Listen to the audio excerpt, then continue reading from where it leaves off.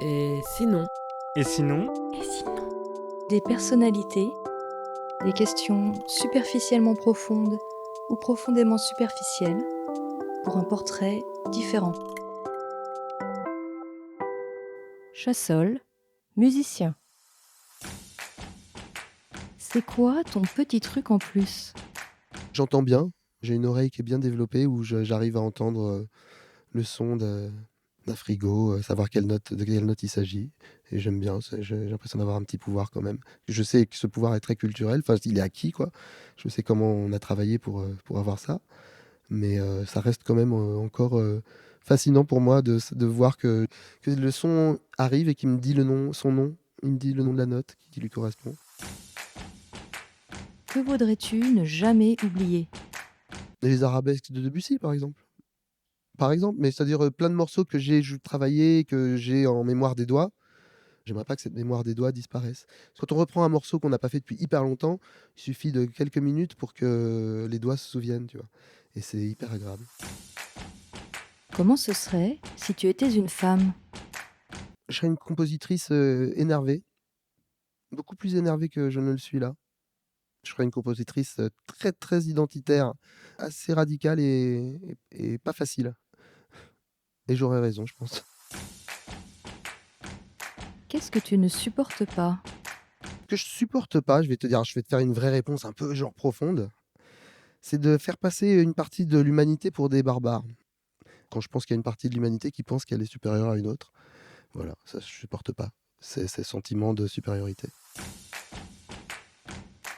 De quoi as-tu peur? Je pense que j'ai peur du déclassement. J'ai peur de ne pas plus avoir un toit sur la tête. J'ai peur, d'être à la rue.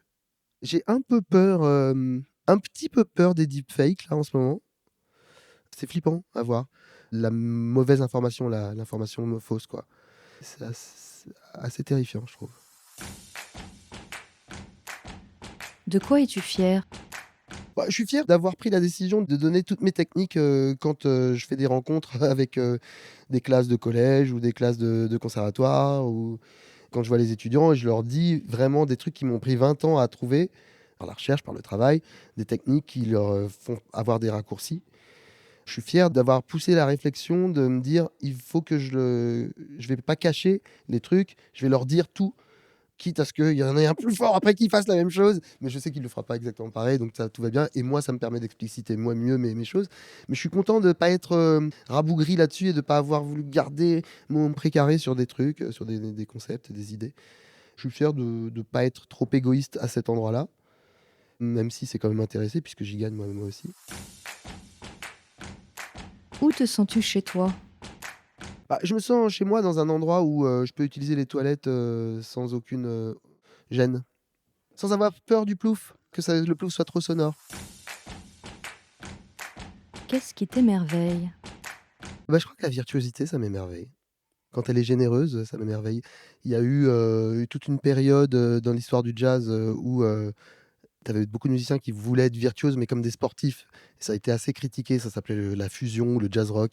Et moi, j'aimais bien cette période, mais c'est vrai qu'il y avait des gros bourrins dedans. Tu avais l'impression qu'ils étaient plutôt, ouais, des coureurs olympiques, quoi. Et ils voulaient aller le plus vite possible, et cetera. J'aime pas tout, mais ce que j'aime dans la virtuosité, quand elle est donc généreuse, c'est qu'elle nous dit, regardez, on a travaillé ça dans notre chambre pour vous le faire en live, et on a passé ce col de montagne.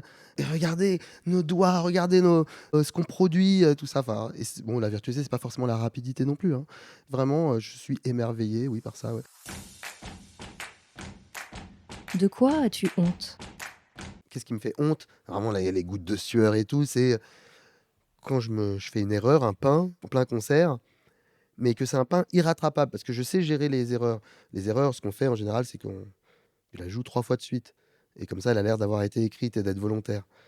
Mais quand il y a des choses qui vraiment sont irrattrapables, par exemple, vraiment un accord franc et plein, un temps avant, là, quand ça ne va pas, par-dessus un truc qui vraiment dit: «C'est faux et c'était pas voulu», quoi.